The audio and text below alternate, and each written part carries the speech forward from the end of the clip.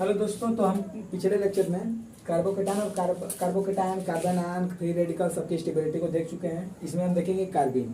ये भी एक इंटरमीडिएट होता है। दिस इज अ डायावैलेंट मॉलिक्यूल, डायावैलेंट होता है। This is a electron deficient, electron की कमी होती है इसके पास, और इसके वैलेंस शेल में केवल 6 इलेक्ट्रॉन होते हैं। ठीक है, देखिए होता कैसे है ना, जैसे कार्बिन होता है इस प्रकार से। ठीक है, डायावैलेंट मतलब दूठा बॉन्ड बनाया है, इलेक्ट्रॉन डेफिशिएंट है। ठीक है, इलेक्ट्रॉन डेफिशिएंट है मतलब कि इसके एक इलेक्ट्रॉन ऐसे भरा होता है, इससे दो इलेक्ट्रॉन इसमें, 2 इलेक्ट्रॉन इसमें और 2 इलेक्ट्रॉन इसमें, 6 इलेक्ट्रॉन। अच्छा, हम शुरू से पहले बताना तो देखो, कार्बिन जो होता है ना भाई, कार्बिन देखिए भाई, कार्बिन देखिए, कार्बिन जो होता है ना वो दो होता है। एक होता है सिंगलेट कार्बिन, सिंगलेट कार्बिन। सेकेंड होता है ट्रिपलेट कार्बिन, सिंगलेट कार्बिन और ट्रिपलेट कार्बिन। ट्रिपलेट कार्बिन की स्टेबिलिटी की बात करें तो triplet carbene is the more stable than singlet carbene. समझ रहे हैं ना।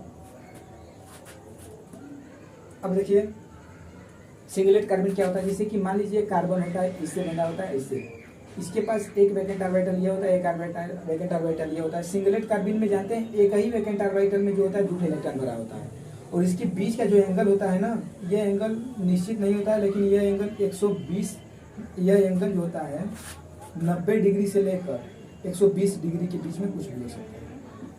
सिंगलेट कार्बिन की बात कर रहे हैं। सिंगलेट कार्बिन में एक ही ऑर्बिटल में दोनों इलेक्ट्रॉन भरे होते हैं। अब ट्रिपलेट कार्बिन और उसके बीच का एंगल 190 डिग्री से 120 डिग्री के बीच का होता है। ट्रिपलेट कार्बिन की बात करें तो ट्रिपलेट कार्बिन में जो होता है ना, 2 वैकेंट ऑर्बिटल होते हैं, दोनों में एक इलेक्ट्रॉन भरा होता है, स्पिन सेम स्पिन से, और इसके बीच का जो एंगल होता है ना वो 120 से 180 के बीच का होता है। कितना होता है? 120 से 180 के बीच का होता है एंगल। समझ में आ रहा है कि नहीं? आ रहा होगा। ठीक है, अब इसमें होता क्या है कि अगर इसको सिंगलेट कार्बिन और इसको ट्रिपलेट कार्बिन कहते क्यों हैं? देखिए, हुन्स रूल जानते हैं? हुन्स रूल जानते हैं कि नहीं? हुन्स रूल कहता है कि इलेक्ट्रॉन अपने ऑर्बिटल में उस ऑर्डर में बढ़ते हैं जिससे उसकी स्पिन मल्टीप्लिसिटी सबसे कम रहे। हुन्स रूल यही कहता है ना। स्पिन मल्टीप्लिसिटी की अगर बात करें तो होता है 2 टाइम S + 1, यही ना होता है? होता है कि नहीं? अरे बोलिए भाई, होता है ना। देखो भाई, देखिए अगर इसकी स्पिन मल्टीप्लिसिटी देखें, इसकी spin multiplicity 2 times of S + 1, तो देखिए उसमें होगा ना कि इसमें एक ऊपर की तरफ स्पिन में, जानते हैं इलेक्ट्रॉन का स्पिन ऊपर, मतलब समझ रहे हैं, मतलब ढक्कन को स्पिन मानिए, उसका नोखा, इसको उसका पोच, तो इसका स्पिन ऊपर का है, मतलब समझ रहे हैं कि इलेक्ट्रॉन ऐसे घूम रहा है। कैसे घूम रहा है? ऐसे, जानते हैं। अच्छा एक बात बताएं, ऑर्बिटल में 2 इलेक्ट्रॉन अपोजिट स्पिन के होते हैं, तो कहाँ अपोजिट स्पिन से होने से उसका मैग्नेटिक जो होता है, मैग्नेटिक मोमेंट कहाँ खत्म हो जाता है, उसको डायमैग्नेटिक क्यों हो जाता है, पैरामैग्नेटिक नहीं करता। होता क्या है ना कि इसका जैसे स्पिन ऊपर है, तो ये ऊपर का मतलब कि ये इलेक्ट्रॉन ऐसे जा रहा है, ऐसे है तो इसका मतलब ये इलेक्ट्रॉन ऐसे जा रहा है। और जब ये ऐसे जाएगा तो आप जानते हैं कि इलेक्ट्रॉन अगर ऐसे जा रहा है तो इसका मूवमेंट कितना होगा, मैग्नेटिक मूवमेंट इस डायरेक्शन में, अंगूठे के डायरेक्शन में हो जाएगा। इलेक्ट्रॉन ऐसे जा रहा है, इसका मतलब ऐसे इलेक्ट्रॉन जा रहा है तो इसका मैग्नेटिक मूवमेंट इधर हो जाता है। और इलेक्ट्रॉन नीचे जा रहा है मतलब इलेक्ट्रॉन ऐसे जा रहा है तो इसका मैग्नेटिक मूवमेंट इधर हो जाता है। एक मैग्नेटिक मूवमेंट इधर, एक मैग्नेटिक मूवमेंट इधर, दोनों magnetic movement cancel out, magnetic field खत्म, मतलब कि डायमैग्नेटिक। समझ में आ रहा है ना?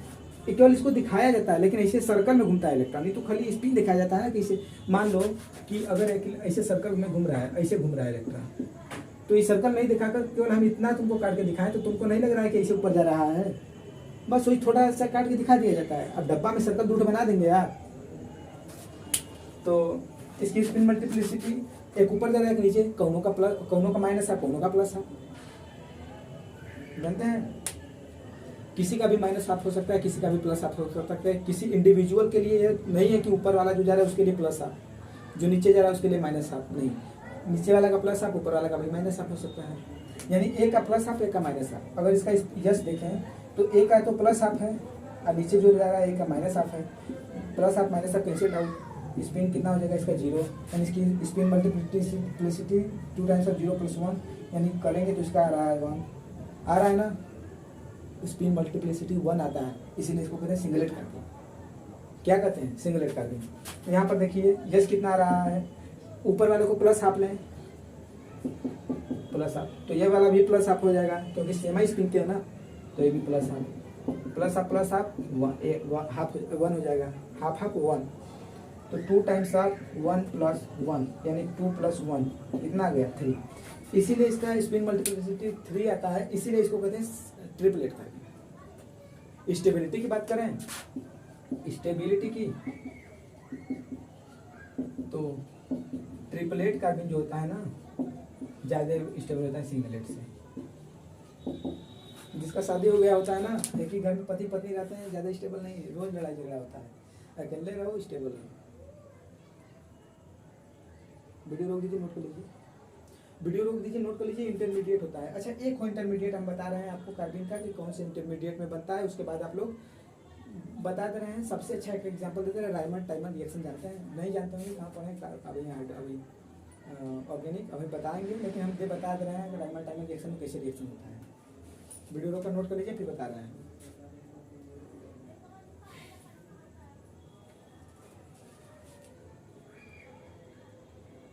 नोट कर लिए होंगे, मिटा रहे हैं।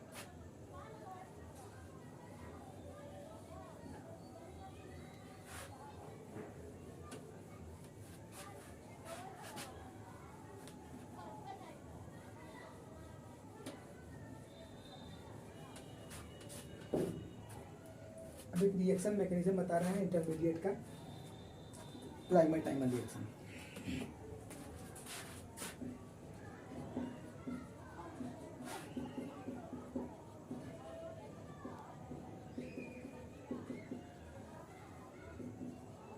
रीमर टीमन, किसी कोई कहता है, कोई कहता है राइमर टाइमन, कोई कहता है राइमर टीमन, कुछ भी कहो, भावनाओं को समझो।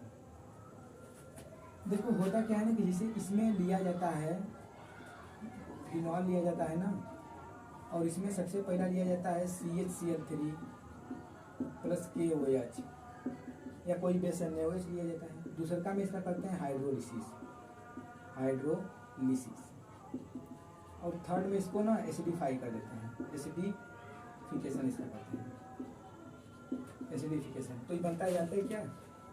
इस प्रकार का इसे बनता है, और ये बनता है OH CHO plus OH CHO। इसको जानते हैं क्या कहते हैं? इसको कहते हैं सैलिसल्डिहाइड,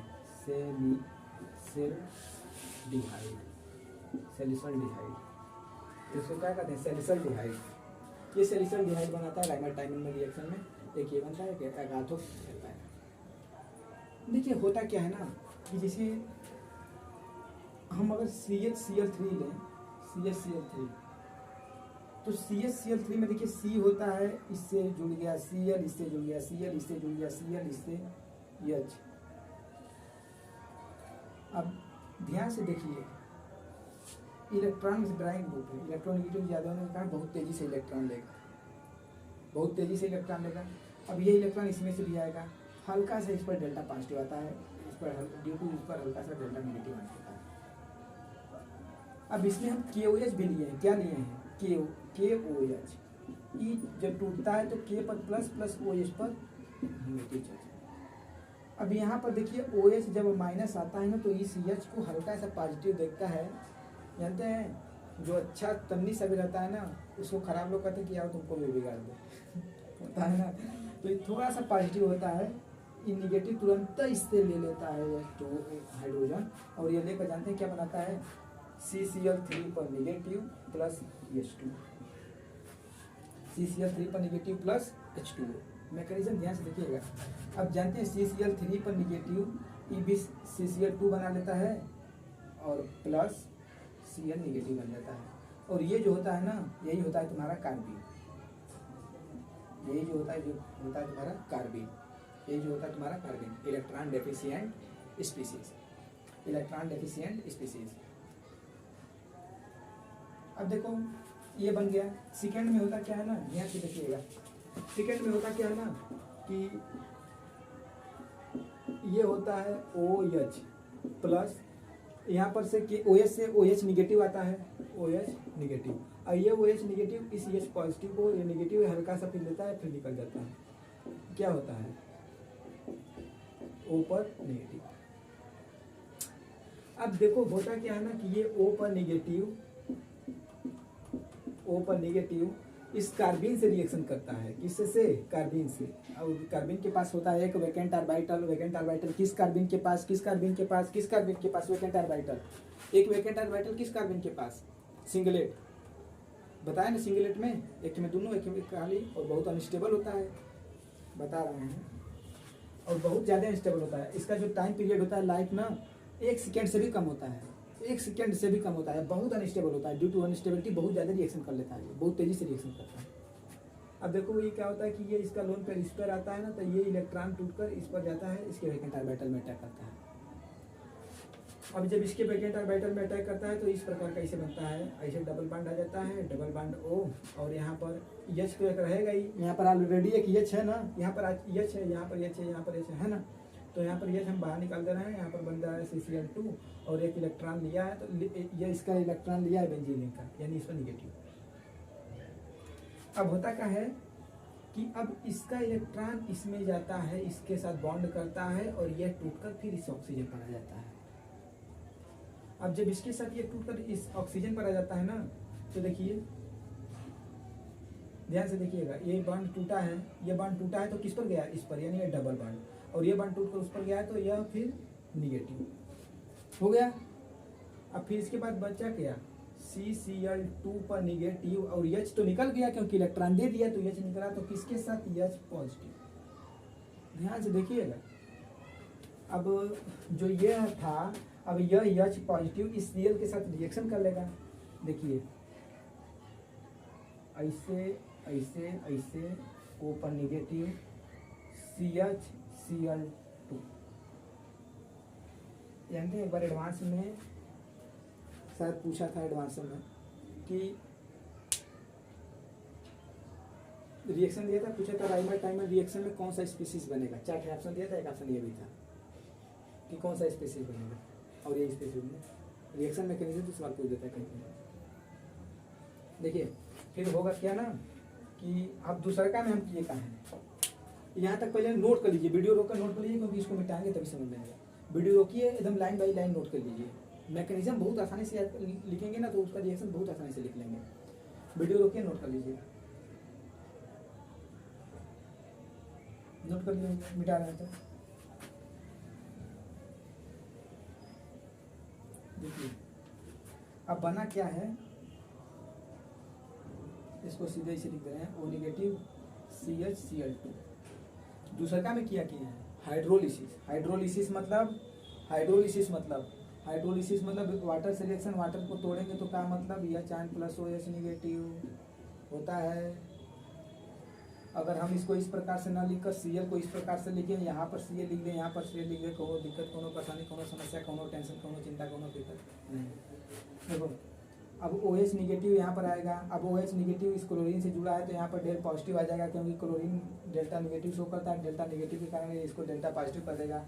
ये OH इस पर अटैक करेगा, जैसे इस पर अटैक करेगा, क्लोरीन एक अच्छा लिविंग ग्रुप होता है, निकल जाएगा क्लोरीन। अब क्लोरीन निकलेगा तो इस प्रकार से बनेगा, देखिए O पर निगेटिव बनेगा क्या, CH_OH_Cl। फिर इसमें हाइड्रोलिसिस किए हैं तो हाइड्रोलिसिस से फिर ये OH अटैक करेगा इस कार्बन पर, और जैसे ही अटैक करेगा ये क्लोरीन निकल जाएगा। अब ये क्लोरीन निकल जाएगा तो देखिए होगा क्या, O पर निगेटिव CH_OH। ध्यान से देखिए, आप पढ़े हैं ना कि कार्बन पर जब 2 OH ग्रुप आ जाता है तो कार्बन बहुत अनस्टेबल हो जाता है और वो तुरंत पानी निकाल देता है। सुने नहीं, बॉस में अपने को क्या है, अपने को सिर्फ पानी निकालना है, सुने ना। तो कार्बन पर जब 2 आ जाएगा, OH 2 आया एक कार्बन पर, एक ही कार्बन पर जब 2 OH डायरेक्ट अटैच हो तो याद रखिएगा कौनो केस अगर एक कार्बन से 2 OH डायरेक्ट अटैच हो तो बहुत अनस्टेबल होता है, तुरंत में पानी निकाल देगा। अब देखिए इसका OH, इसका H निकल जाएगा, H2O निकला ना। अब H2O निकलेगा तो क्या होगा, O पर निगेटिव और बचा का CHO, क्या बचा CHO। और लास्ट में क्या किए हैं, लास्ट में क्या किए हैं, एसिडिफिकेशन, यानी H जोड़े हैं। एसिडिफिकेशन मतलब ये चैन देना, ये चैन देना मतलब यहाँ पर H जुड़ जाएगा और बनेगा का OH CHO। बना बना। यही कार्बिन होता है, बताए होंगे कार्बिन वही इंटरमीडिएट बनता है। वीडियो रोक कर नोट कर लीजिए, वीडियो रोकिए नोट कर लीजिए। रायमन चचा का रिएक्शन है ये।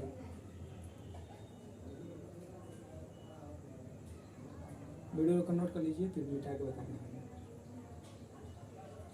मिटा के बता रहे हैं, ठीक है। इंटरमीडिएट तो कार्बिन पढ़ ही लिए आप लोग। अब हम बता दे रहे हैं सी डायरेक्ट नाइट्रेन, उसके बाद खत्म हो जाएगा लेक्चर। बता रहे हैं हम टाइमर रिएक्शन हो गया है। अब उसके बाद हम बता रहे हैं आपको, उसके बाद हम बता रहे हैं आपको कौन सा, उसके बाद हम बता रहे हैं आपको नाइट्रेन क्या होता है। नाइट्रेन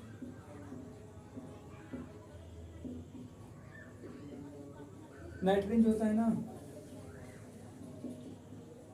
नाइट्रेन is monovalent species, monovalent species. जो नाइट्रेन होता है ना, ये मोनोवैलेंट स्पीसीज होता है।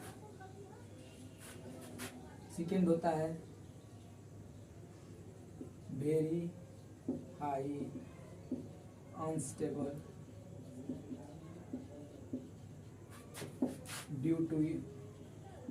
due to instability it reacts very easily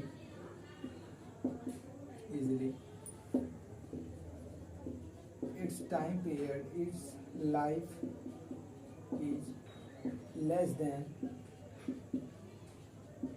1 second. इसका जो जीवन काल होता है ना 1 सेकेंड से भी ज़्यादा होता है, मतलब ये 1 सेकेंड से कम समय में ही रिएक्शन कर जाता है उसी रिएक्शन में, ठीक है। वीडियो रखिए, नोट कर लीजिए इसको। देखिए नाइट्रेन भी जो होता है ना, नाइट्रेन भी 2 प्रकार का होता है। कौन कौन सा, वही फिर से वही वाला केस, सिंगलेट नाइट्रेन,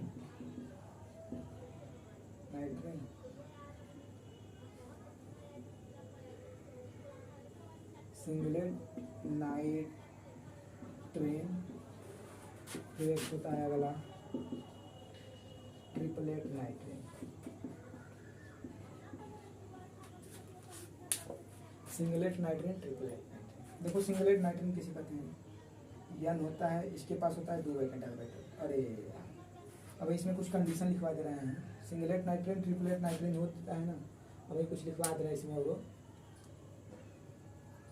इस तरह से याद आ गया कि भी लिखवा देना चाहिए था।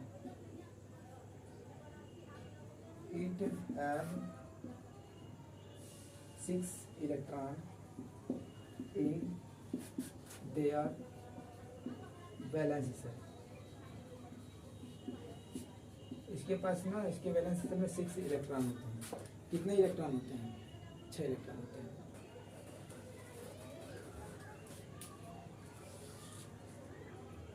अब 5वां लिख लो, triplet नाइट्रेन reacts as a triplet nitrogen reacts as a diaradical and 6 है, लिख लो इतना ही। सिंगलेट कार्बन डायरेडिकल की तरह रिएक्ट करता है।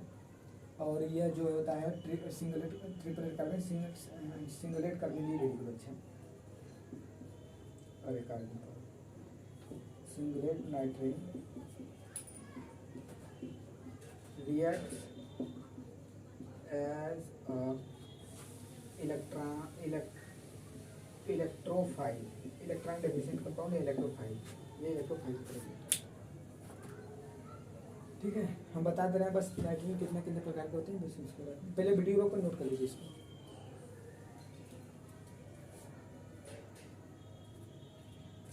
वीडियो को नोट कर लीजिए। मिटा रहे हैं तक।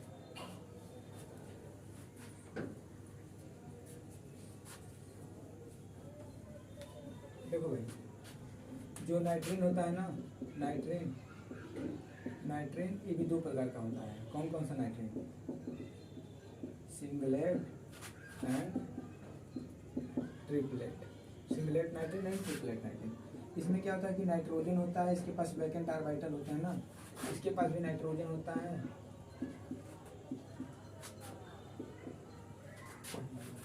सिंगलेट कार्बन में क्या होता है कि मोनोवैलेंट यानी एक बॉन्ड बनाया है। सिंगलेट मतलब कि एक ऑर्बिटल में दो इलेक्ट्रॉन होंगे, दो इलेक्ट्रॉन में दो इलेक्ट्रॉन होते हैं, एक खाली होता है। और इसमें क्या होता है कि सेम स्पिन के दो इलेक्ट्रॉन एक ही में होते हैं, एक अलग अलग होते हैं, एक में दो होते हैं। ठीक है, इसमें क्या होता है कि देखो स्पिन मल्टीप्लिसिटी इसकी देखी जाए तो 2 टाइम्स ऑफ S + 1, यानी 2 टाइम्स ऑफ S कितना हो जाएगा? इसका तो 0, इसका भी 0, यानी 0 + 1 यानी 1, इसीलिए इसको कहते हैं सिंगलेट कार्बन। इसमें देखिए 2 टाइम्स ऑफ, इसका 0 हो जाता है, इसका हाफ, इसका हाफ, हाफ हाफ 1 + 1 यानी 2 + 1 यानी 3, इसीलिए इसको कहते हैं ट्रिपलेट कार्बन। ठीक है, तो आज आपका ना GOC पूरा कवर हो गया।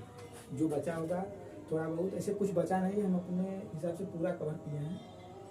तो आपका खत्म हो गया GOC। अब देखिए अगले लेक्चर में हो सकता है तो हम अगले क्लास में केमिकल बॉन्डिंग पढ़ाएंगे। तब तक के लिए नोट कर लीजिए। और वीडियो अगर अच्छा लगा हो यार, देखो वीडियो अगर सही लगा हो तो दोस्तों के साथ शेयर जरूर कर देना, लाइक जरूर कर देना, कमेंट जरूर कर देना, सब्सक्राइब जरूर कर लेना। तब तक के लिए धन्यवाद।